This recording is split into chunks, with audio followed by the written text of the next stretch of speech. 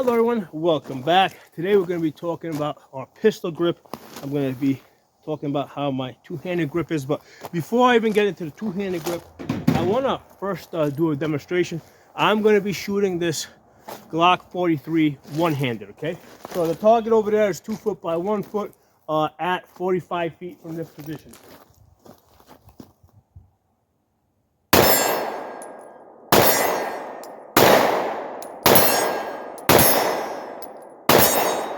So I got 1 out of 6 hits in my right hand. Let's go to my left hand.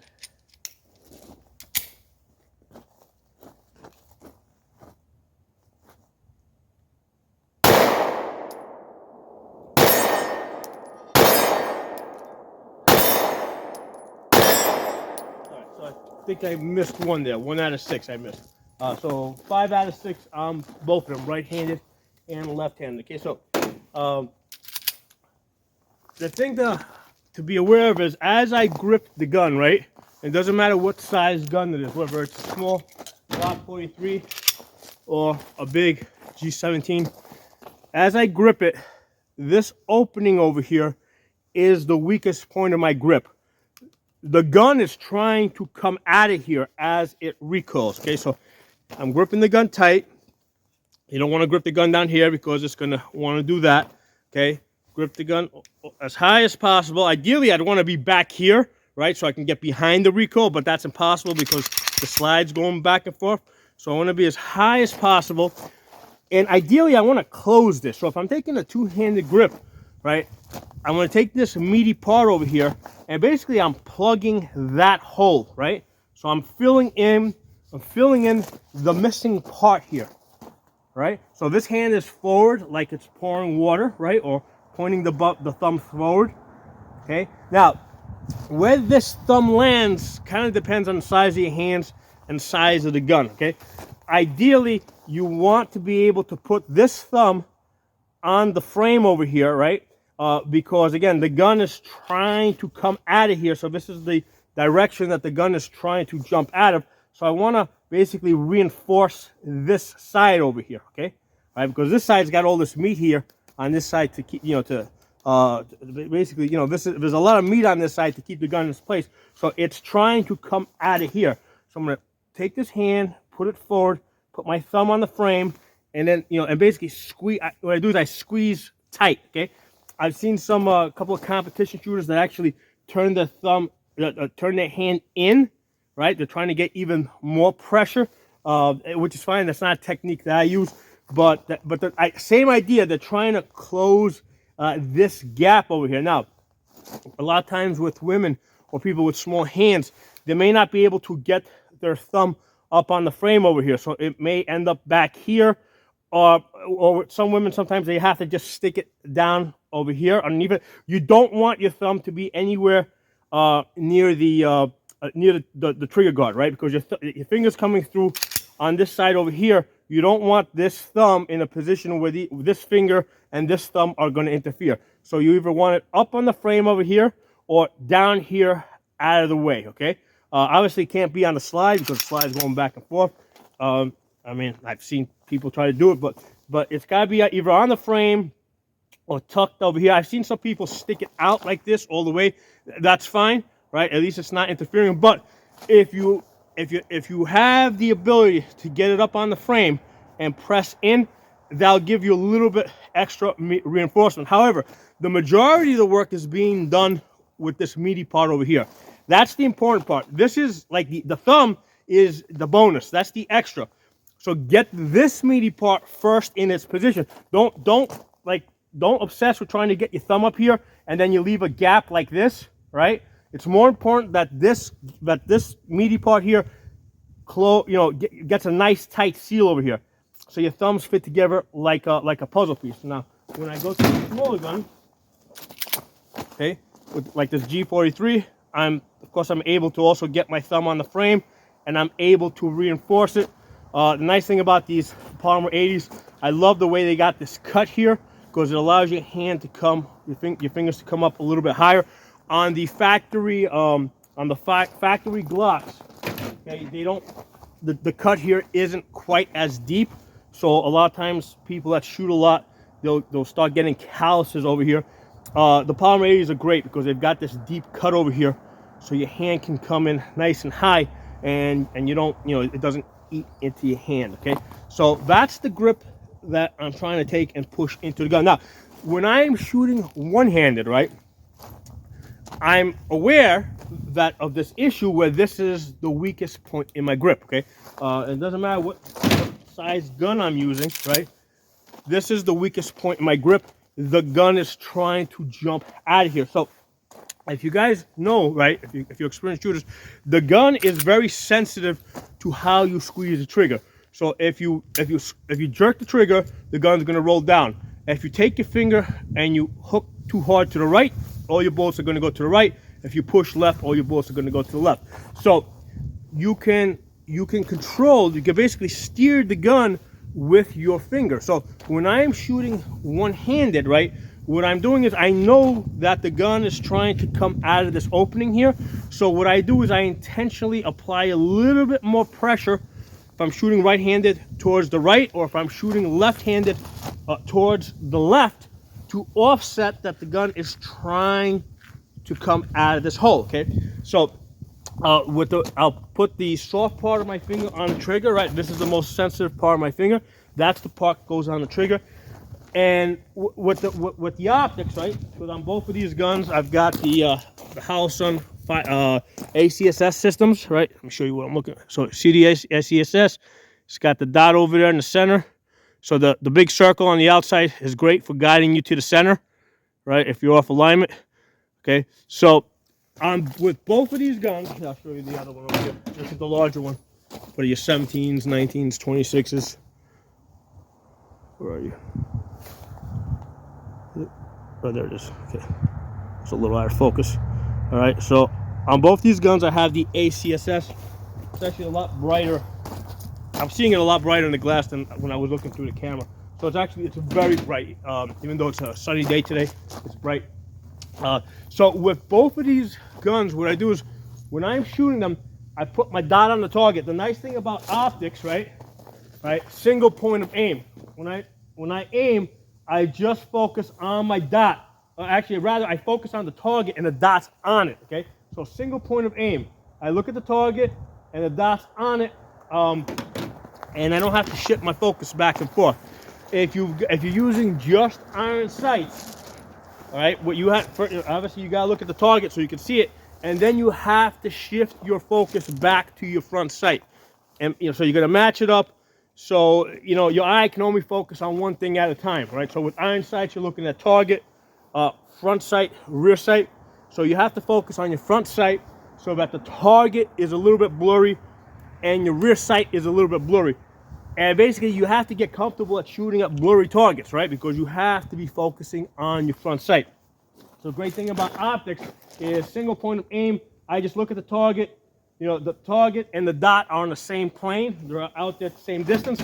So it's really easy for me to focus on. And in a realistic self-defense type of situation, especially, it's really hard to bring your focus back from the thing that's scaring you to your front sight. Okay, so that's why I like optics, because the natural thing for you to do is to look at the thing that's scaring you, right? And then expect that your dot will be on it, or your aiming system will be on it. So with the optics are great like that. So, but here's the thing: when I'm shooting, right, regardless of whether you're using, whether you're focusing on your dot or on your front sight, when I press the trigger, right, I pay attention to where that dot moves. Okay, where that, let me get behind the camera. And what I'm going to do is I'm going to dry fire this, right? Let me see if I can get you guys on a target over there. Let me see if I can bring this into focus a little bit.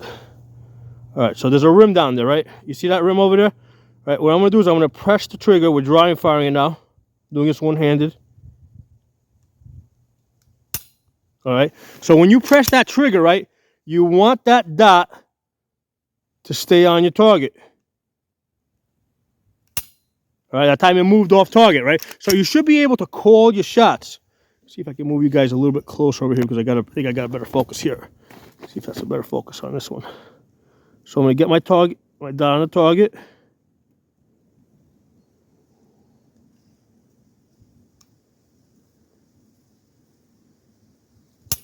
Okay, so when you press that dot, you don't want that dot to move off the target.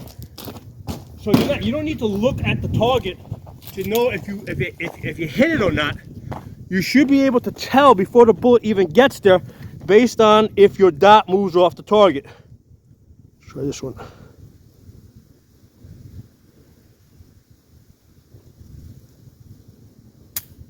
Okay. I'm looking at it behind the camera. I'm stretching in front of the camera, so it's a little hard for me to press it the way I normally press it. But okay, so that's what you're going to focus on. You're going to focus on that dot. When you press it, let me get the camera back up again.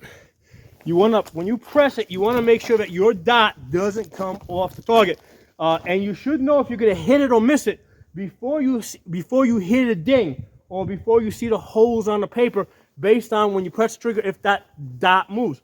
So the dot or your front sight is going to give you the information that you need so that you can adjust. So if you're pressing the trigger, right? Let me get behind the camera again. If I'm pressing the trigger, right, and I'm seeing that I'm like right now it's in my left hand. If I'm doing that, every time I press the trigger, the dot's doing that. Okay, I know that I'm applying. If I see it doing that, I know that I'm pulling the trigger to the left too much. Okay, so you want to, first dry fire. Get it to the point when you press your trigger, the dot does not come off the target when you press it, right? And then when you do live fire, okay, ignore the bang, ignore the dings, right? Just look at your dot, and the dot is going to tell you if you're going to hit it before the bullet even gets there. And it's also going to tell you what you need to correct. So if you see your dot moving down, you know that you're rolling the gun down. You're pressing too hard. If you see it moving to the left, you know you're pulling to the left. If you see it going to the right, you're pushing to the right. So use that dot to give you the information that you need so that you can correct yourself. Now, let me turn the camera a little bit more this way, right? And I want to go through a couple more things. Let's talk about stance. Like, what stance do I take? Well, the stance that I normally take is basically like if I'm starting off with my feet side by side, I just drop my right. If I'm shooting right-handed, okay, or two-handed, right, I'll just drop my right foot back, okay. Now, if I'm shooting one-handed, then I'll lead with my right foot so I can push into the gun. All right. If I'm shooting left-handed, left hand only, I'll push into the gun a little bit, right. Now, if I'm shooting left-handed with two hands, then I'll bring my left foot back, right, and then I'm pushing into the gun. So, basically, because what I'm trying to do is I'm trying to get as much weight forward into the gun. So with two hands, basically the power is coming up through my legs and, pushing through like that. However, if I don't have the benefit of the other hand, I'm pushing forward like that, right? So the power is actually coming through my body out like that. Now, the other thing I want to mention as far as stance, because there's different stances. That's not the only stance that I will use. I mean, there's also, let's say, like your horse stance or your crouching stance, where like this. And that is a stance I will sometimes use, especially if I'm trying to get a little bit lower. But I try not to use it if I don't need it, right? The reason is because if you're bending your knees, right, you're now using your muscles, and your muscles are going to get tired out. So I'm going to get a lot more mileage if I lock my legs out. So now that my bones are supporting my weight instead of my muscles, and then from there I just drop my right foot back a little bit, so that allows me to push forward. Or if I'm shooting one-handed, I'll lead with that leg and push forward like that. Now, the other thing I want to say is, as far as this the stance that I typically use, right? I kind of carry it over. Let me turn the camera a little bit more this way. I kind of carry it over from my fighting, right? Because one of the things to know is that most self-defense encounters don't go straight to gun, right? There's probably at least a 33% chance that there's going to be some escalation involved. That the way it's going to work is that it's going to start off with yelling and screaming. Maybe you'll go to hands. Maybe you go from hands to weapon. Maybe the weapon gets knocked out of play and you have to go back to hands. So I want to use a technique, right, where I can go from fighting, right? I can use my boxing, because my background, I got some boxing in my background. I used to teach boxing, right? So I want to go from my fighting stance to my grip, right? My feet didn't change, right? So fighting is fighting. Doesn't matter whether I'm using my fist or whether I'm using my gun. And then if the gun gets knocked out of my battery, right? If I can't use the gun, I can go back to hands. So I want to use a technique where I can go back and forth from hands to gun, you know, back to hands. Okay. Now, if like I said, my background is boxing. Right. I've done some training in boxing. I've also done lots of sword fighting. So that's the fighting that I'm bringing into this. If your background is in some different martial art, right? Because like I know that the Muay Thai guys, they take a different stance, right? They take more of a side-by-side stance, right? They're up here like this, right? If that's what your background is, it makes sense for you to shoot from that position, right? If this is how you fight, with your feet side by side because you got a Muay Thai background, then that's the position where you probably want to be drawing your gun from, because this way you can transition back and forth from gunfighting to fist fighting. You know, if you're a Muay Thai guy, you're going to be using your legs a lot. You know, so you want to be able to bring all of your tools into the fight. Okay, if you don't have a martial arts background, you know, you've probably, I don't know, maybe you played baseball or something when you were younger, or tennis. Usually with the tennis players and the baseball players, because they're swinging from here like that. So the stance that most resembles is the stance where if you're right-handed, the right foot is back, okay, right? And then you're coming out like that, right?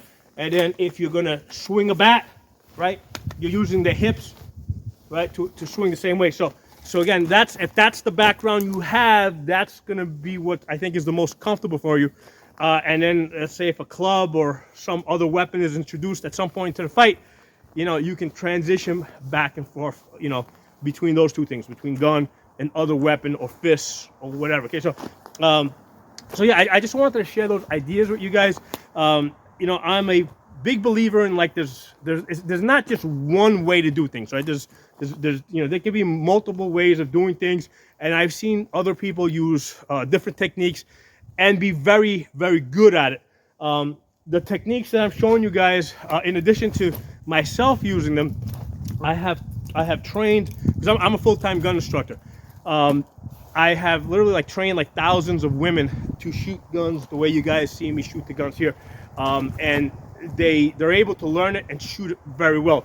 So these techniques are techniques that I've seen lots of different people at different levels, different ages, different sizes, be able to use these techniques. Okay, so if you're coming into this as like a beginner, you know, there's a good chance that it will work for you, because I have seen it work for so many other people, again, who are coming into this and never having shot a gun before. So thanks for watching. Drop some comments below. Let me know what you think.